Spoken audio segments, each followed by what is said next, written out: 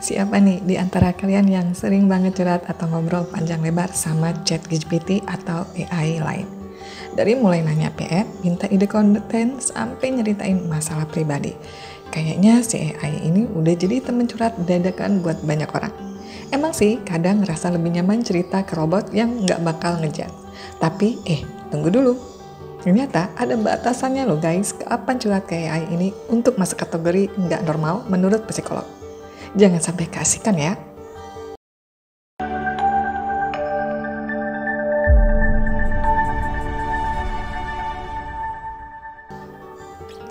Kok bisa curhat ke AI jadi tren sih? Fenomena orang curhat ke AI ini bukan tanpa alasan. Banyak faktor yang bikin kita ngerasa nyaman banget ngebeberin unek-unek ke ChatGPT. Anonimitas. Nah, ini nih yang paling penting. Ngomong sama AI itu zero judgment. Kita bisa cerita apa aja tanpa takut dihakimi, dicibir, atau rahasia kita bocor kemana-mana. Beda banget sama curhat ke teman atau keluarga kan? Ketersediaan 24 jam. Kapanpun lo butuh teman ngobrol, si AI ini selalu sedia. Tengah malam galau, langsung buka ChatGPT. Nggak perlu nunggu teman bangun atau jadwal terapi. Praktis banget. Respon yang cepat dan informatif. AI bisa kasih jawaban atau saran dengan cepat, bahkan kadang ngasih perspektif yang nggak kepikiran sebelumnya. Meskipun bukan manusia, responnya seringkali terstruktur dan logis. Minim beban sosial. Curhat ke sesama manusia kadang ada rasa nggak enak, takut ngerepotin atau takut dianggap drama. Sama AI, bebas. Dia nggak punya perasaan, jadi nggak ada beban sosial. Menurut psikolog, komunikasi dengan AI itu boleh-boleh aja, bahkan bisa jadi alat bantu yang positif. AI bisa sangat berguna sebagai alat bantu untuk mencari informasi, brainstorming, atau bahkan sekedar berlatih menyuarakan pikiran. Namun, psikolog pasang lampu kuning kalau kita udah nunjukin tanda-tanda ini. AI jadi satu-satunya teman curhat utama.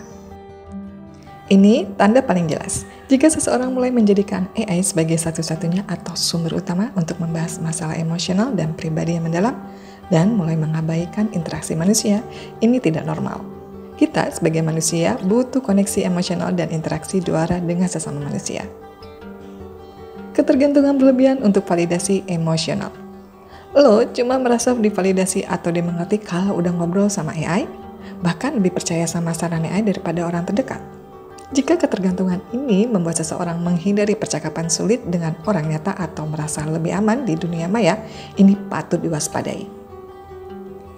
Muncul rasa terikat atau keterikatan emosional pada AI.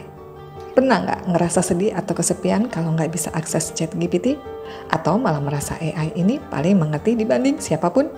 Meskipun AI bisa merespon dengan kata-kata empati, penting untuk diingat bahwa itu adalah algoritma. Mengembangkan keterikatan emosional pada entitas non-manusia bisa jadi indikasi adanya kebutuhan emosional yang tidak terpenuhi. Menghindari realita dan tanggung jawab. Ketika curhat ke AI dijadikan pelarian dari masalah di dunia nyata atau bahkan jadi alasan untuk nggak ngambil tindakan nyata, itu udah red flag. AI tidak bisa menggantikan tindakan nyata dalam hidup. Jika curhat ke AI justru menghalangi seseorang menghadapi masalah atau mencari solusi konvensional, itu jadi kontraproduktif. Perubahan perilaku sosial negatif. Lo jadi males hangout, males ketemu teman, atau ngerasa lebih nyaman sendirian sama gadget dan AI? Nah, ini juga bisa jadi pertanda. Isolasi sosial yang dipicu oleh interaksi berlebihan dengan AI bisa berdampak buruk pada kesehatan mental jangka panjang. Kenapa sih batasan ini penting? Mungkin ada yang mikir, kan cuma curhat, apa salahnya? Eits, salah besar guys.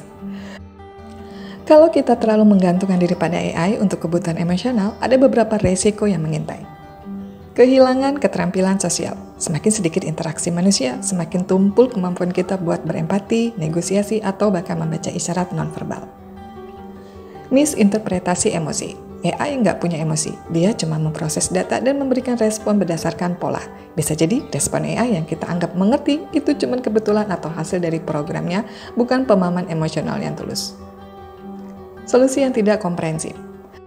Masalah hidup itu kompleks. AI nggak bisa mempertimbangkan semua nuansa, konteks budaya atau relasi personal yang rumit.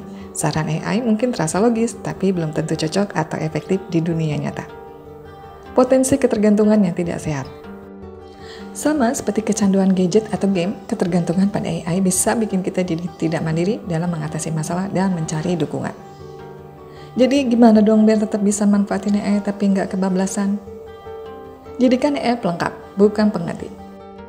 Anggap ChatGPT sebagai kamus berjalan, buku referensi atau partner brainstorming yang asik.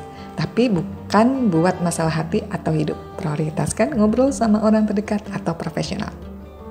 Tetap jaga interaksi sosial. Jangan mager, tetap hangout sama teman, kumpul keluarga, atau ikutan komunitas. Keseimbangan itu kunci. Saring informasi dan saran AI. Jangan langsung telan mentah-mentah semua yang diomongin AI. Pikirkan lagi, cocok nggak ya buat konteks hidup lo? Cari validasi dari sumber yang lebih terpercaya, apalagi kalau itu saran penting. Kenali batasan diri.